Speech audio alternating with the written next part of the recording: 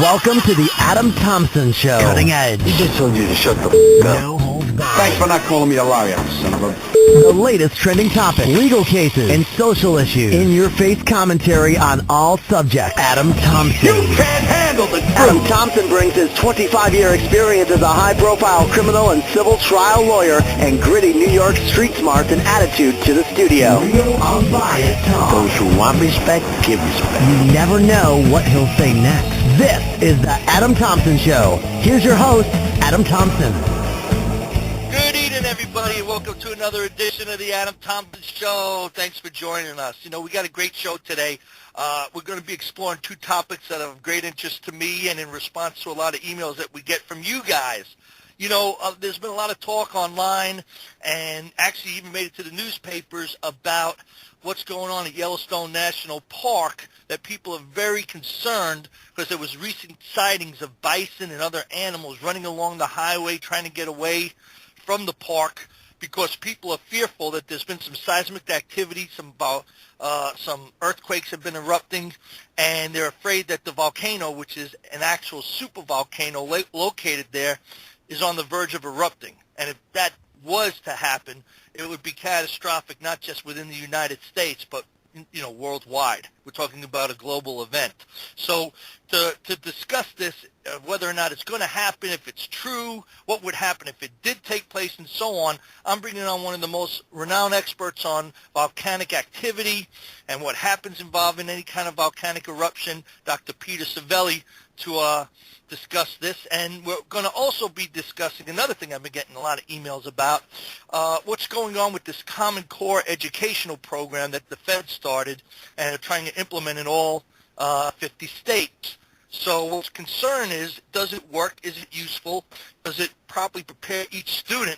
And more importantly, does a one-size-fit-all kind of program or curriculum really work for each individual student's needs? So to discuss this, we're bringing on an educational expert, Bob Bowden, and he's going to tell us his views on Common Core, whether the system works, whether we're really dumbing down our kids in school, are we preparing them for the world when they get out of school, and other issues relating to all that. So without any further delay, let's get it all started. Okay, everybody, you know I have a real thing about education, and I talked about it a lot on the show, and I really think our education system has to change. I really think that the Board of Ed, we'll just stick to New York, for example, really dumbs down the education process, and our kids deserve better. And I have someone on today who's going to be addressing this issue, and I don't know anybody really better to address this issue than my next guest. Bob Bowden is Executive Director of Choice Media. You could go and find them online at choicemedia.tv. They also host an incredible daily news show that's specifically about education. It's called Reform School. It's a daily podcast. Look it up on YouTube and check it out. I think you'll really enjoy it. And let's just get right to it. Bob, welcome to the show.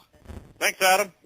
Okay, listen, you've been involved in education for a number of years, and you're really a very outspoken advocate on generally improving our school systems. So let me just start right off the bat with, what do you think the current state of our education system is, and are we moving in the right direction or the wrong direction?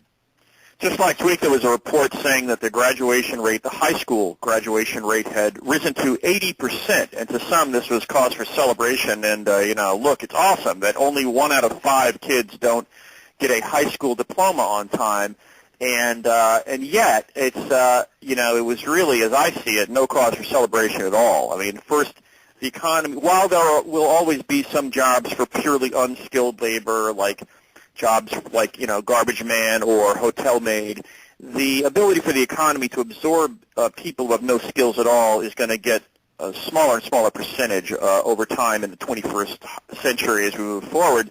And it's already, it's nothing like 20% of the population. And so the fact is that's a national number. If you look at some of the urban areas where on-time graduation rates in places like Milwaukee are 61%, in Kansas City 40%.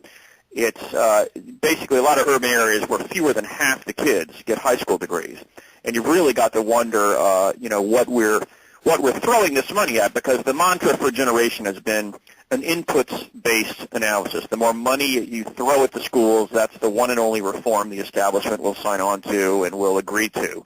And that's, I think, clearly failed in all kinds of measures. You need to look no further than our international ranking around the world in terms of, how our 15-year-olds do on what's called the PISA test versus other countries. And, we're not even in the top dozen, usually not in the top 24 countries, even though we spend number 1 or number 2 per student based on how you crunch the numbers anywhere in the world, we still fall far down on the list. Well, that's what I find so ridiculous. For the amount of money per student that's spent, you would think that we would be on the cutting edge and really the leaders in all different educational, development of every country in the entire world, not like looking to be in the top 10 or top 5, but actually leading the way, and it's clearly not the case at all. So what do we do to change this? How do we better spend the money that is, part of the pot? It's there. It's not as if we got to raise taxes to improve things. We're already spending the most, so how do we better use that money that's already in the pot to improve education? Well, you said that there's still like a legion of people around the country who walk around feeling we just don't spend enough if we just start new pre-K programs so that every 3-year-old in America will be going to school and have unionized teachers to stand in front of them, and every 4-year-old, and we start paying for college for, kids, et cetera, that we will, things will somehow magically get better when, in fact, what we ought to do is fix our existing broken K-12 system. And so, yeah, there are still plenty of people that believe throwing money at the problem is the answer. We just need to do yet still more money would be the final trick or something, with new programs. In fact, to answer your question directly, my belief and the belief of a lot in the reform movement is that school choice is, a key driver. That is that if you give parents the opportunity to walk away from schools that either are failing or at least aren't a good fit for their kid, maybe the school's generally good, but their kid isn't doing well. You give them other options, and that creates an incentive for these schools to improve because they finally have a consequence to failure. You have parents and children walking away from their school buildings, and so for many of these schools, there's just never been a consequence to being underperforming. In fact, they've only gotten more money the worse they do. And so, yeah, I think school choice is the real answer in terms of a driver of what we should do more of to get better results. Well, the basic principle of any sound business is you never put good money behind bad money. And if the present state of our school systems aren't effective and not working properly, and we're already, like you said a moment ago, we're the highest spending country in the world on education already, then, let's first, and I'm not saying we don't need to put more money in at a later point in time if there's really a need for it. What I'm saying is let's first make sure the money that's in the pot is spent correctly. So here's the problem I got with education, and you'll give me some answers on this. I really see it as like a public form of a babysitting service until your kid really becomes 18 years old, because we go through this education process, kindergarten straight through 12, and basically the same type of coursework is taught, retaught again, and you come out with not really great skills or a great learning capacity. And in my opinion, I think so much can be done between, we all read the reports that say that your brain's developing and you're going to be who you are personality-wise and educational-wise probably by the time you're 5. So I think we lose a lot of opportunity to really develop kids when they're younger, exposing them to stuff, and we just dumb them down. We teach them very little. Do you think that's really the case here? I think you could be teaching what we learn in college for 4 years in the last 4 years of high school.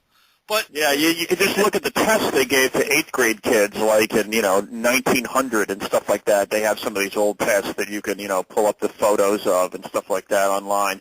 And what they expected kids. In fact, in many places, 8th grade was as far as you went back 100 years ago, or and so you looked at what kids were expected to know Latin, and they were expected to know geography around the world, and they were expected to know how to diagram sentences and all kinds of things that you can only imagine 8th graders of today staring at you dumbfounded if you ask them the same question. You can ask some kids in New York what are the 5 boroughs, and they won't know what they are. And it's like, you live here. How can you not know? I just find it frightening. I mean, that the state of education has stayed in this same format really just for decades and decades and decades, and you haven't seen really any changes. I mean, I'm a product. I went to Brooklyn Tech High School. It was a magnet school. You had to take a test to get in, and that I thought was a great education. They had every kind of different program there to take. They didn't dumb it down for the students. We had to take requirements in every discipline there was and pass state-issued Regents exams or we didn't get to graduate, from biology to physics and everything else. And I just don't see why all schools can't do that, and it's just, certain magnet schools. I mean, all our students should be really exposed to a better education at this level, and you don't have to wait to high school to do it. I really think, like you said a second ago, you look at these exams and these testing materials from 150 years ago, and you're like, what changed that they were so advanced back then teaching things like they were, and now we don't? And everything is so simplified and dumbed down as just makes kids graduate. Wow, we got a 90% graduation ratio. That's great, but they're reading at a 6th grade level. Who cares if they graduate? That's so often the case. And that's part of the high-fiving and self-congratulation of the high school graduation rate inching up to 80%.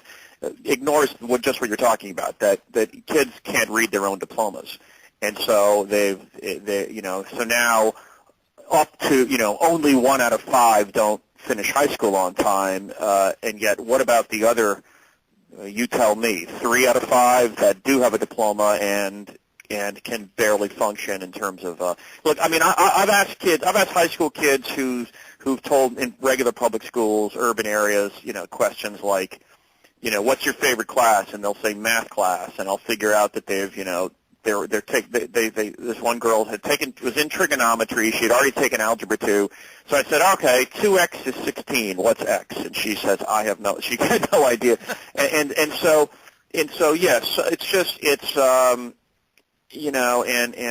mean, it's what we struggle with every day in this movement. And to some, that's been the driver of why they've said we need Common Core. They say these are higher standards. We need federal sort of top-down Common Core standards implemented across the country so that we can be on one benchmark. And so that has its own problems, but part of the argument for Common Core, and there are plenty of arguments against, and I'm a Common Core critic, but one of the arguments for it is at least raise standards to some degree, because in so many places they just hardly have any standards. And so that debate rages on. So what's the big knock that you have on Common Core? I have some friends of mine. They have 3 girls are out in Long Island, and they just implemented in the school system out there the Common Core program, and they opted out of it. I know many other families and students are saying that we don't want to participate, and I didn't know that you were able to do this. I thought the whole school district or whole area actually had to opt out. But it seems like parents could say they either want their kids to participate in the Common Core or they don't, or participate or not participate in the testing that they give at certain times of the year. So what really is this Common Core, and what really are your arguments against it? Because I'm all in favor of improving schools and making the standards higher so our kids have a better chance when they get out there. Because graduating now, just with the basic stuff that you get from a high school degree now these days, you can't do a single thing. You're going to end up working in a fast food restaurant as your best scenario if you're lucky. You need more skills. And unless you're going to college or advanced education, you're not going to get any of that. So we got to do something, or we're creating a permanent underclass that's just going to get bigger. So the No Child Left Behind law said that every state has to come up with its own state tests and then also has to make transparent the results of those tests, so that it gave us some window, some transparency into which schools were doing well and which weren't. You could see proficiency rates. What percent of the kids were proficient in math, proficient in reading with these various schools. And so that did that. Part of but it put a lot of emphasis on state control. The states could design the test the way they wanted. Well, what happened is many states designed really easy tests because they didn't want to look bad, and there's a lot of pressure to make the local schools look good. So then you had so once some of the states got produced extremely easy tests, you ended up with proficiency rates that were double or more than double what the national NAEP test would have predicted for that whole state. So that's run by the U.S. Department of Education, and it's a more rigorous test than usually almost all of the state No Child Left Behind tests. And so what people have done, but that's only given to a handful of kids, the NAEP, national NAEP test.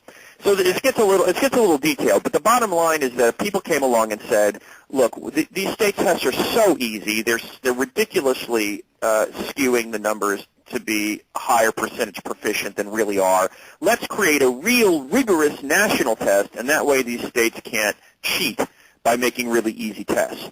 And so that was the original impetus for Common Core. It was sold as an agreement with the governors in a state-led effort to do this on by the states.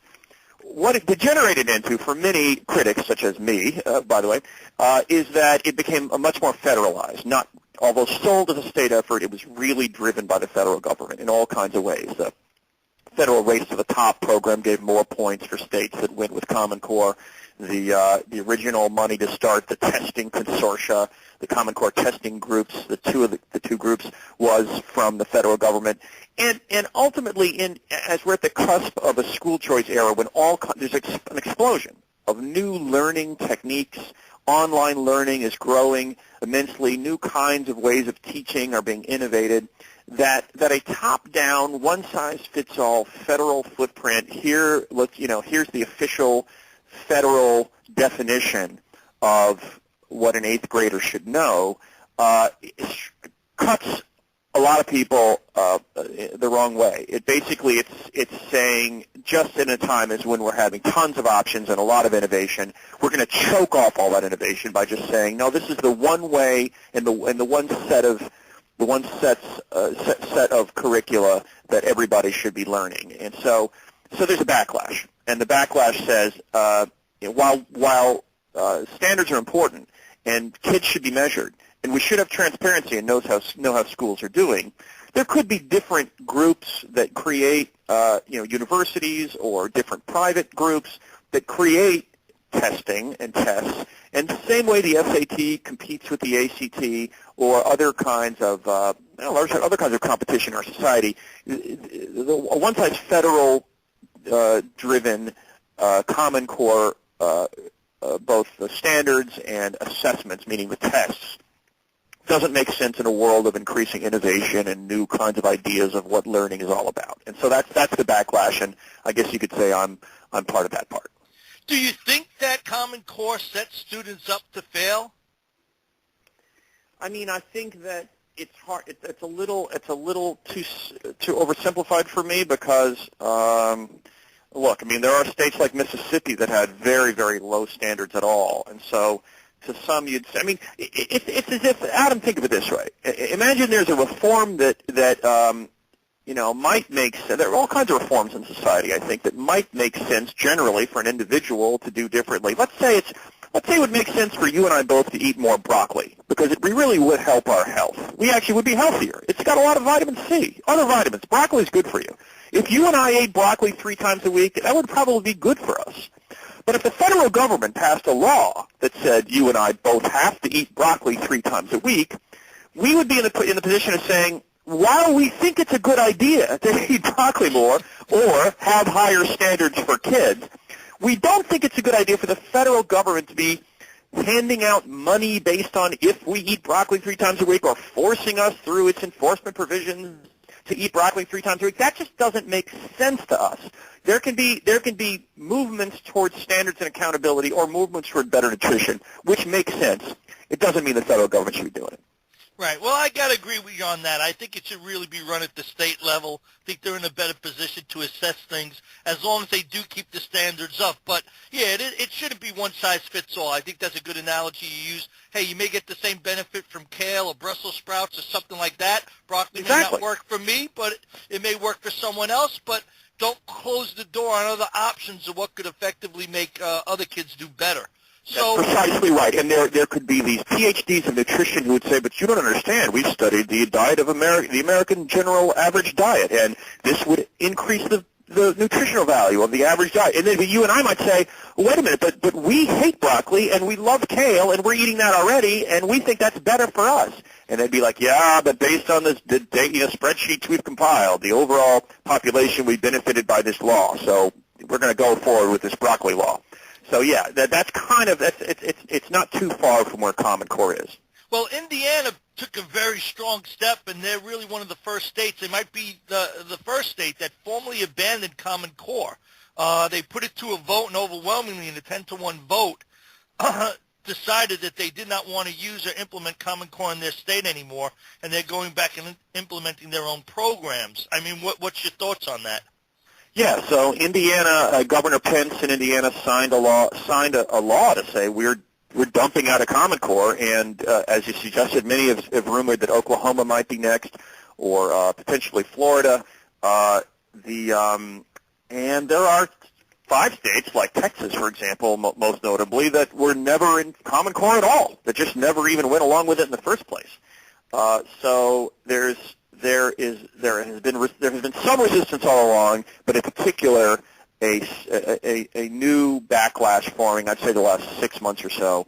And some states have they're keeping the standards, but they're dumping the tests, for example. That's another thing states do, which gets a little complicated because it's not quite 100%, black or white. But they're kind of saying, all right, well, this decision of what kids ought to know by each grade that's part of the Common Core standards, we'll keep that part.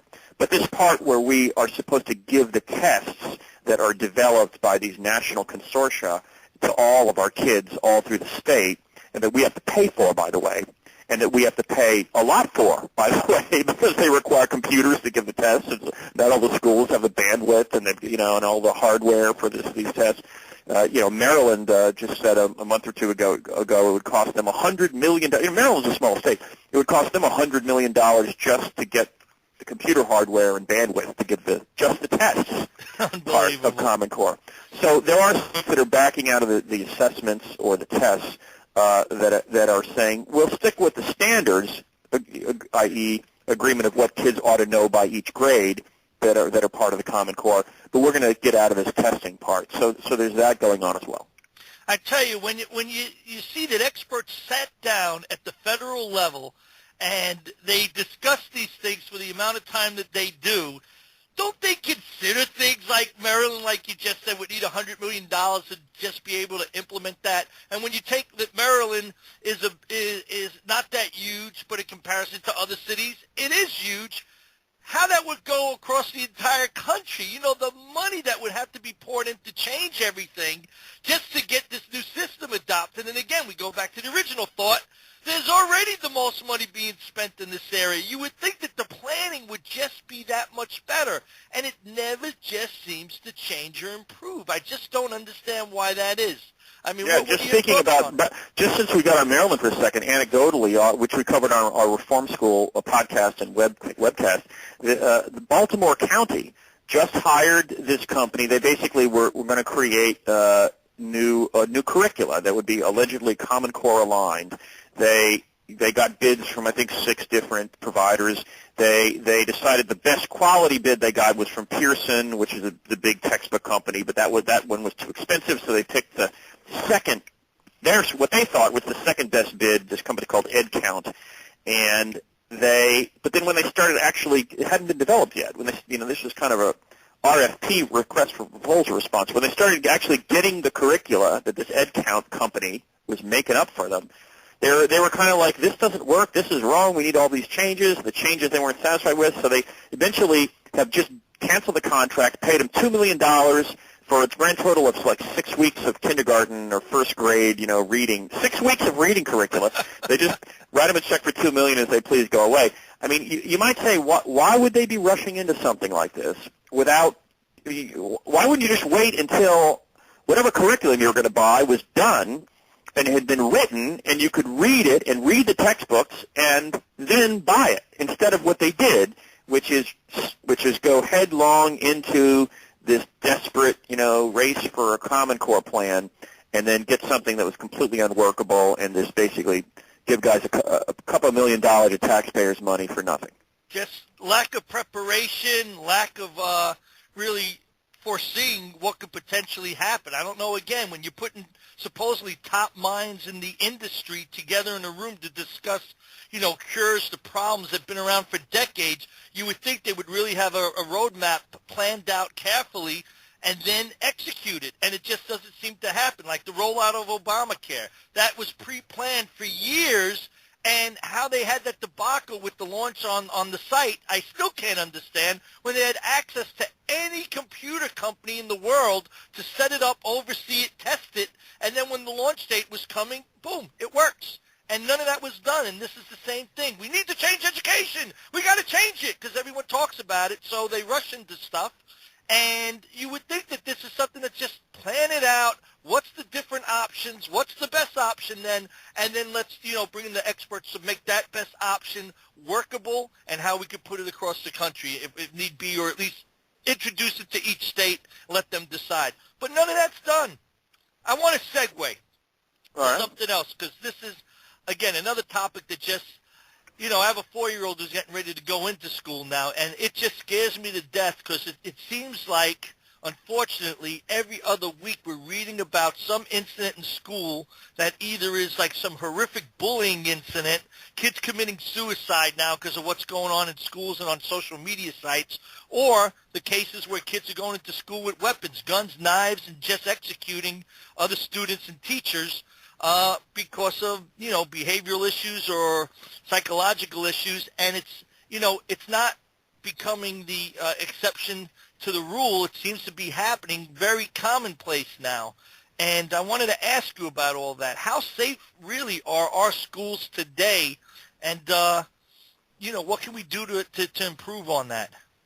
Well, it's a complicated question because there's certainly a lot of variation, and there are urban areas where, generally, I say urban areas making a generalization because there are a lot of great, safe schools in urban areas too.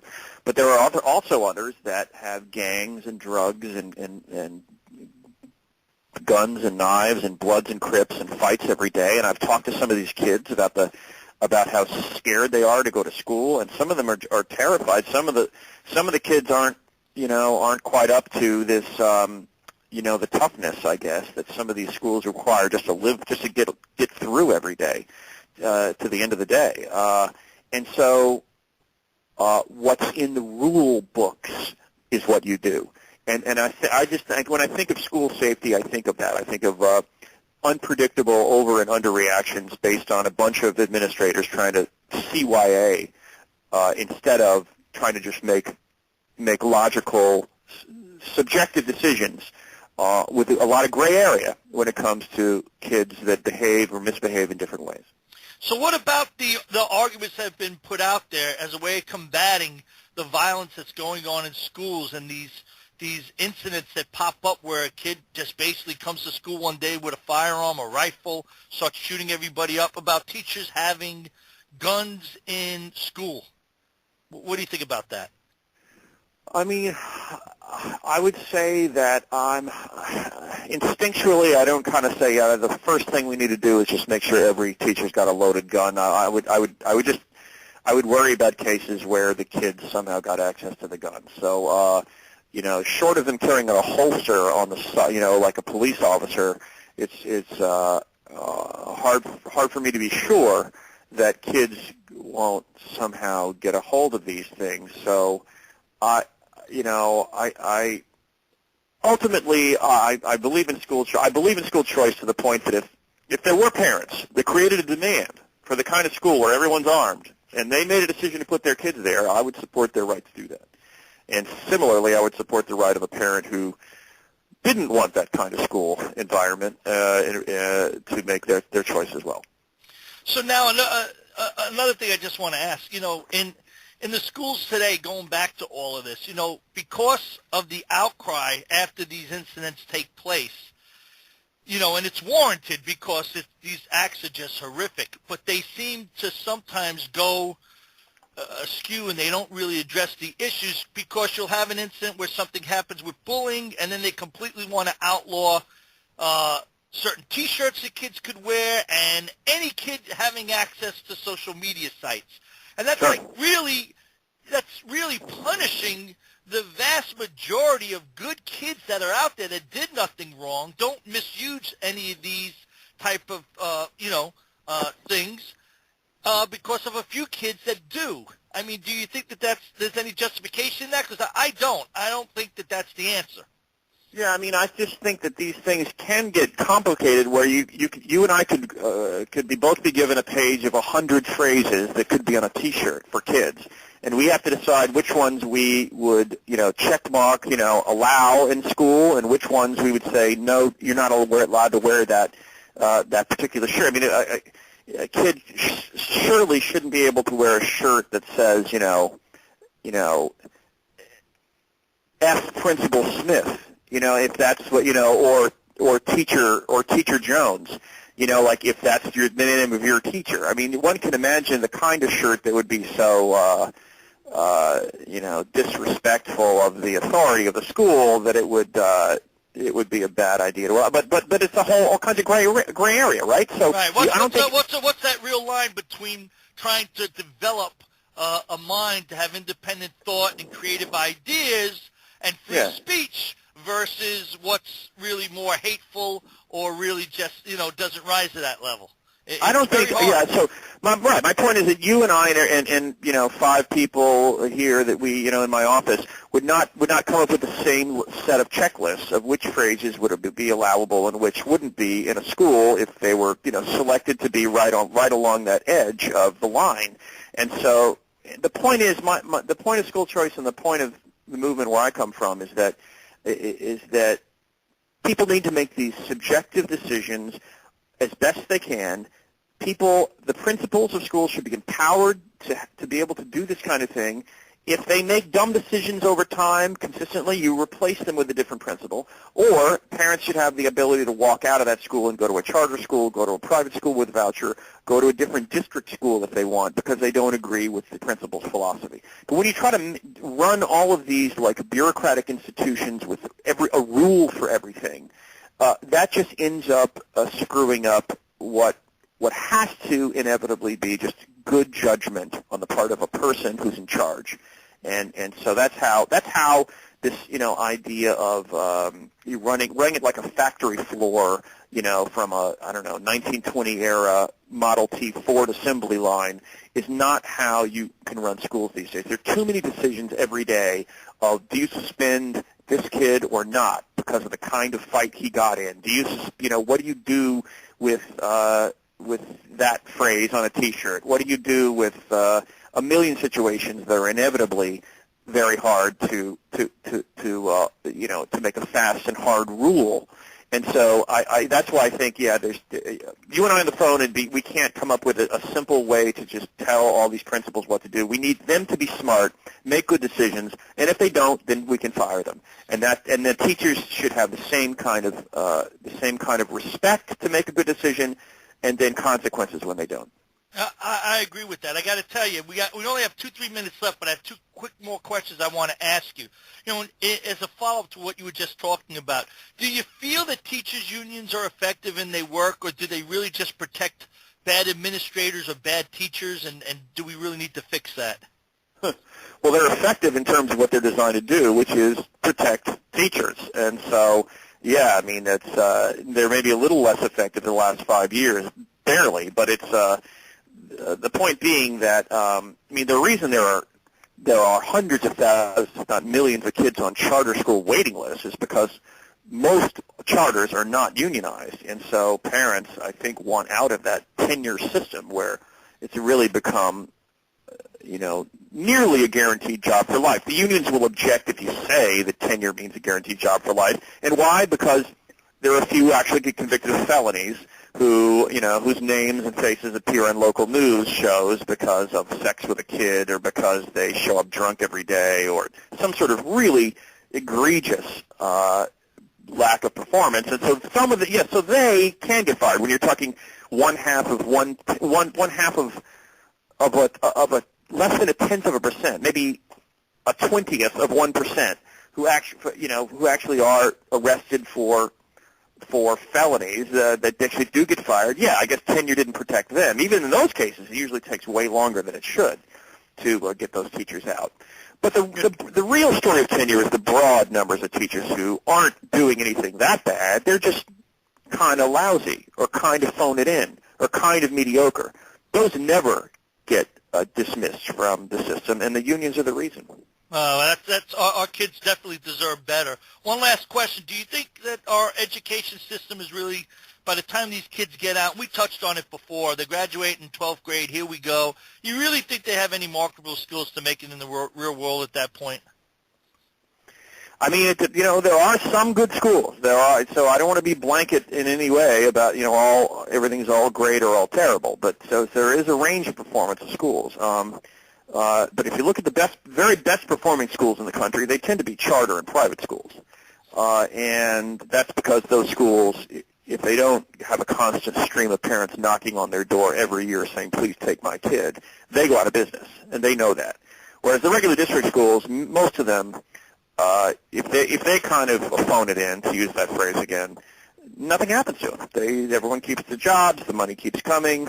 It's, if the teachers that are tenured are pretty much just, are there, particularly if they're not, once they have enough seniority so that if enrollment drops for any reason cause layoffs, then it won't affect that teacher.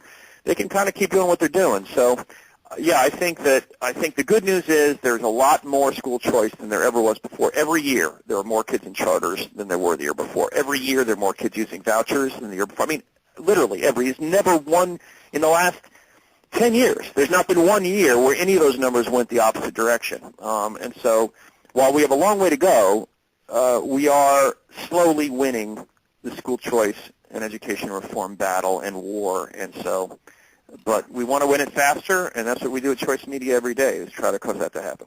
Well, Bob, I appreciate your time. This was riveting. A lot of good information here. Everybody, please go and visit Bob Bowden's site. He's, again, the executive director of Choice Media. It's Choice Media TV. And please go check them out on YouTube, Reform School. It's a daily podcast. You'll learn a lot. Go in there. If you also have the chance, check out, Bob also directed a film called The Ticket.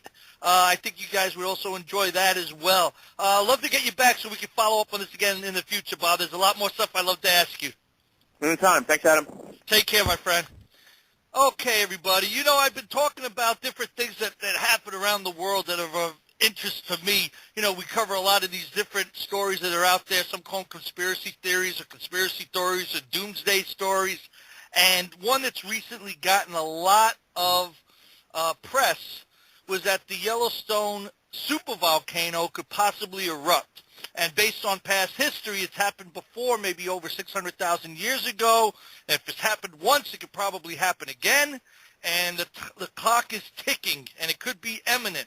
And if it did happen, it could probably destroy half the United States as well as impact the rest of the world.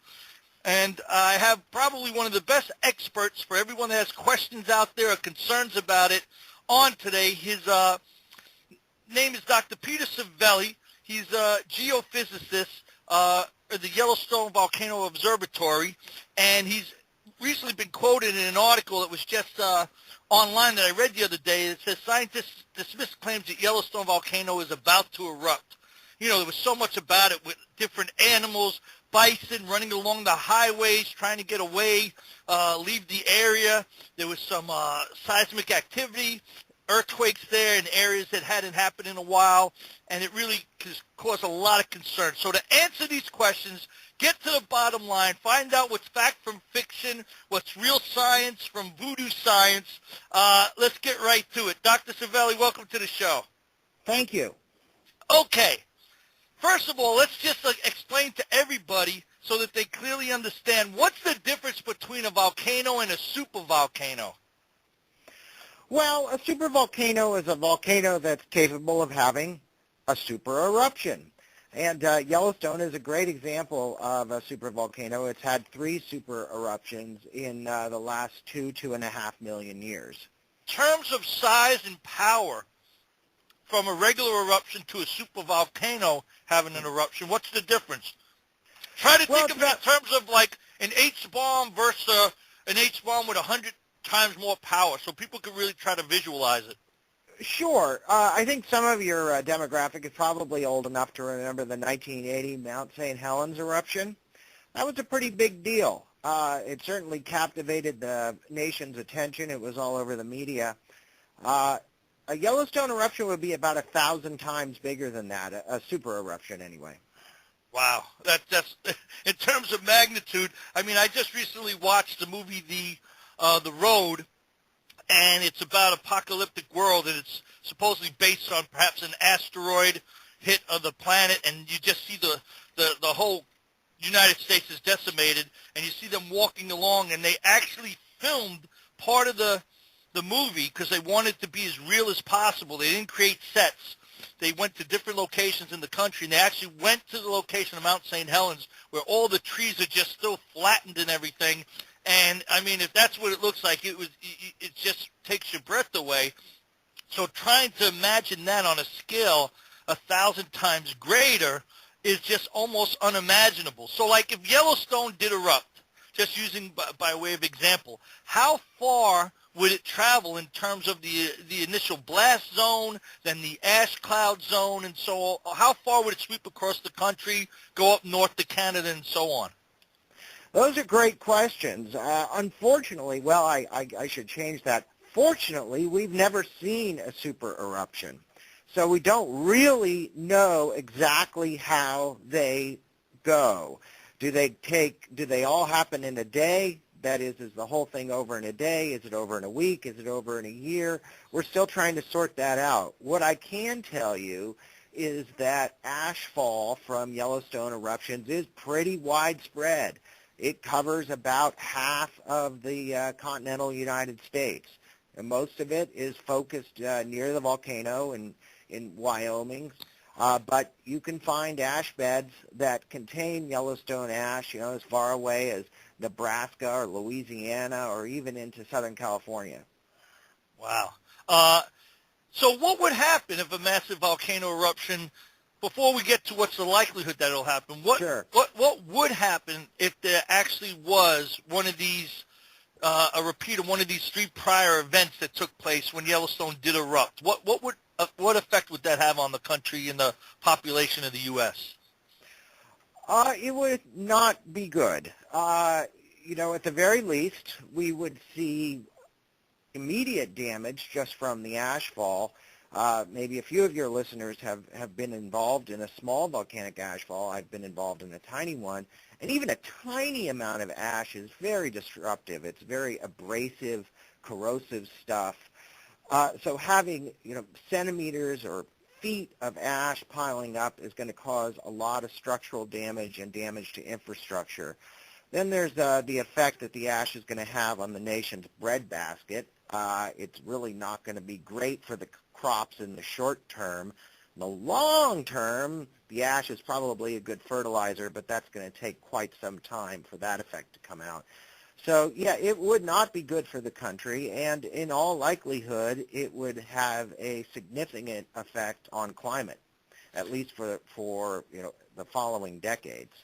Well, that was going to be my next question. What impact would such a supervolcano erupting have on the atmosphere? We hear about nuclear winters with nuclear bombs if there was ever world wars and so on, and there's all kind of theories that the supervolcanoes might have erupted back in the time of the dinosaurs and been one of the contributing factors, if it wasn't an asteroid, that there might have been massive supervolcano eruptions that just basically the ash covered the sky and that blocked the sun out, and that was the end of most of the species on the planet. I mean, is there any truth to that? Would we have some type of atmospheric coverage from the ash that would be a worldwide event?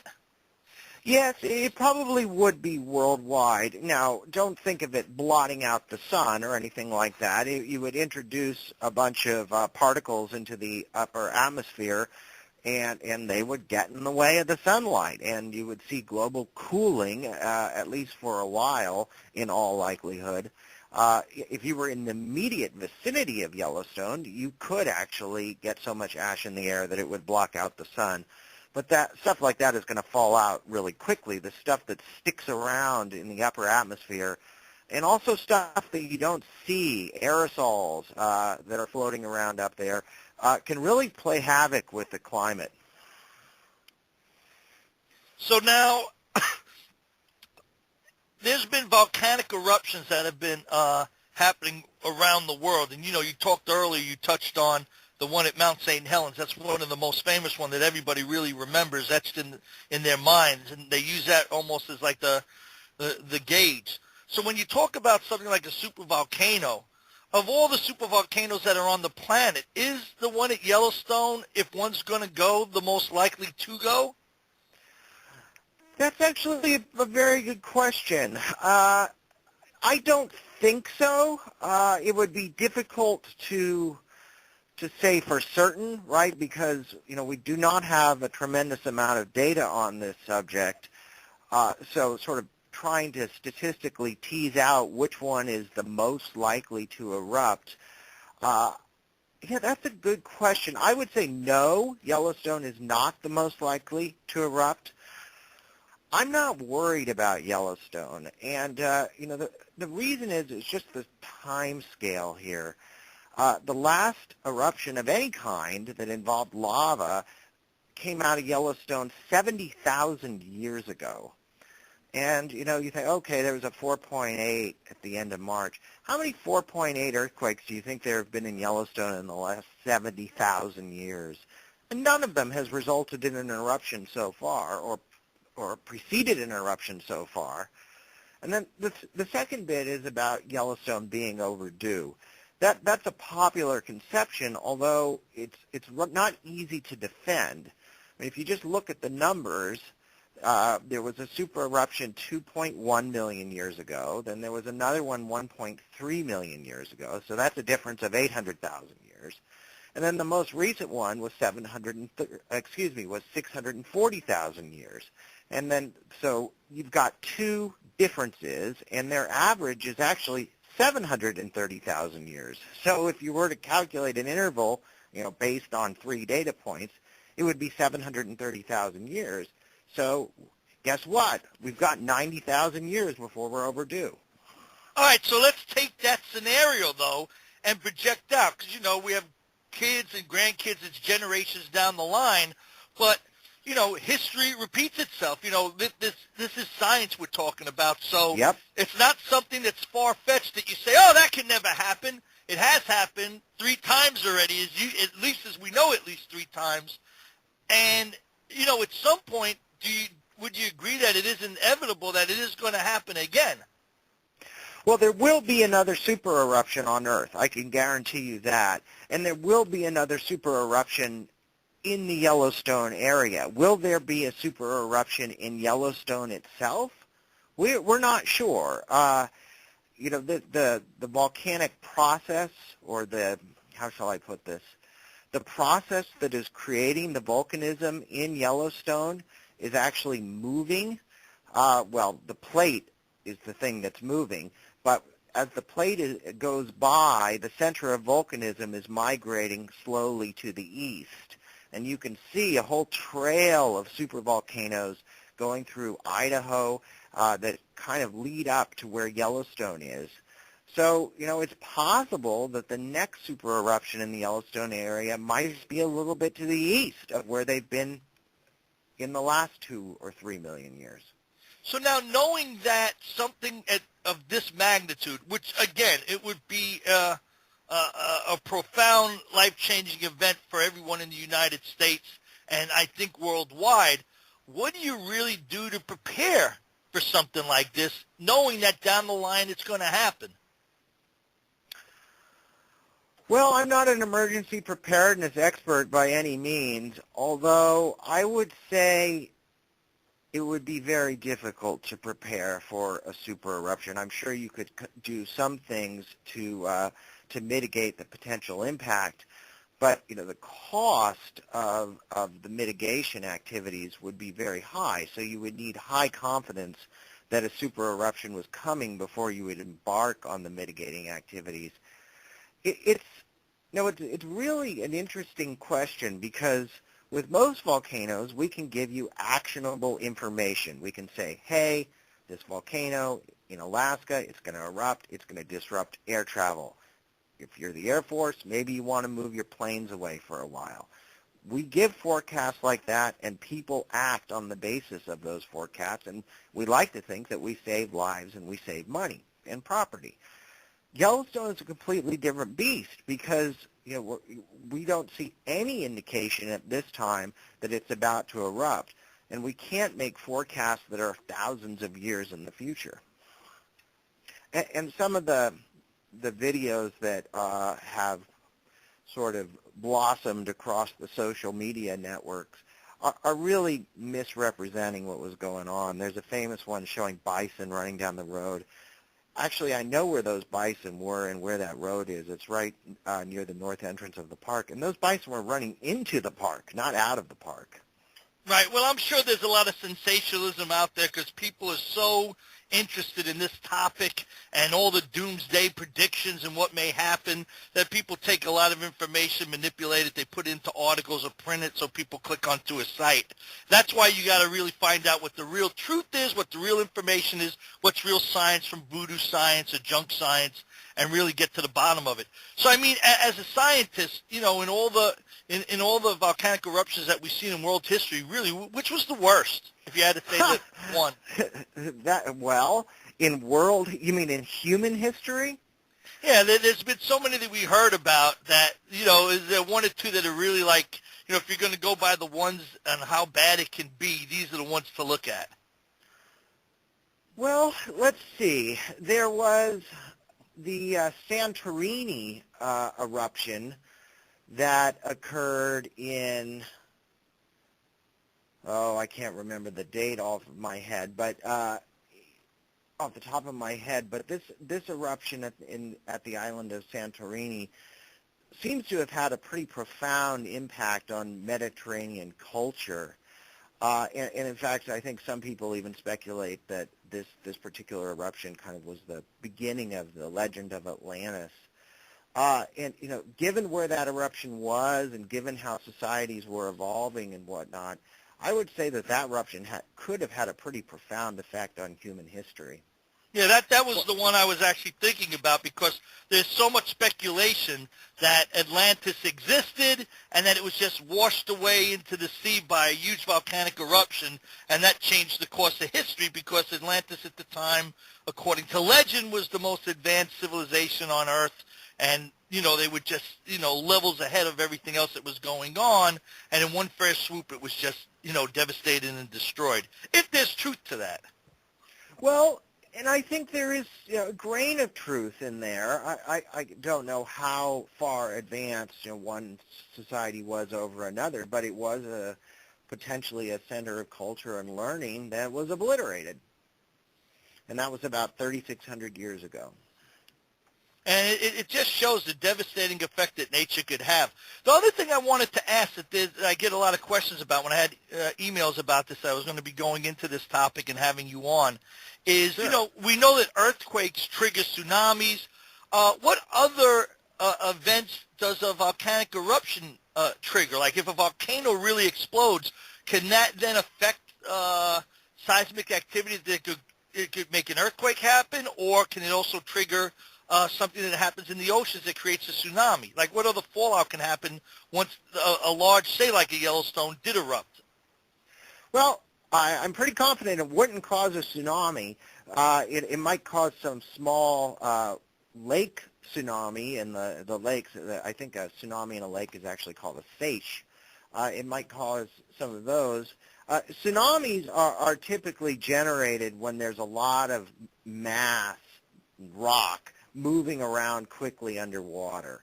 So a good way to get a tsunami is to make a big submarine landslide or to lift or drop the seafloor abruptly like you get in a giant earthquake, like a magnitude 9 earthquake. There are reports that Krakatoa, when it erupted, produced some pretty devastating tsunami. And they were probably related to the island of Krakatoa literally blowing itself apart. Right. They say now, I forget what section it is, but the whole east coast of the United States is subject to a potential massive tsunami wave if a certain part of island slides off into the ocean. I forget what. It's the Canary Islands. Right. And yes, some of my colleagues have considered that possibility in a great deal of detail. I'm not convinced that the threat is as magnificent as some people have described, but it's definitely something to keep an eye on. Right. I've seen whole shows devoted to that topic alone on like the Discovery Channel, where they said there will be some massive landslide. It'll go into the water. The weight of the amount of the landslide going into the ocean at that point will just create such a massive, as you said, effect on the bottom of the ocean floor that it'll create this massive tsunami like we had never seen before, and it'll actually travel across the entire ocean in the Atlantic and hit the entire east coast of the United States and just be devastating. Well, it's interesting because the science behind that is kind of a work in progress.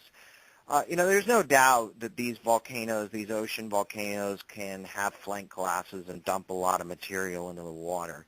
What is a little bit uncertain is, how much stuff, how much rocks you have to dump in the ocean, and how fast do you have to do it to generate the type of tsunami that you're describing. And since it's never really been observed at that scale, people are doing mathematical models of it. And as you might imagine, there's a cadre of mathematical modelers who think it's going to do this, and there's another cadre that think it's going to do that. So I would say that the science on the tsunami modeling is still evolving. So there's still a lot of work to be done there. Okay, we're running out of time. I have one other question, because this obviously being your area. For people out there that love to see science in action and witness things firsthand, aside from going to Mount St. Helen, where you could still walk through all the ruins from the effects of that, where would be a great place to go to see an actual live volcano that's active, that you can get a good view of it, what it's like, or lava flow inside, that people could go to? If you could pick a spot or two, where would people go? Well, in the United States, the best place to go would be Kilauea Volcano in Hawaii. The eruption has been ongoing there since, more than 30 years now. From time to time, the lava flows go directly into the ocean, literally 100 yards from where you park your car. Unfortunately, they're not like that right now, but that's a great place to see an active volcano. Wow. If you are more of a traveler, you could go to Stromboli, Italy. Etna in Italy is also good. I spent a couple of years working on Kilauea Volcano, so that's my natural bias.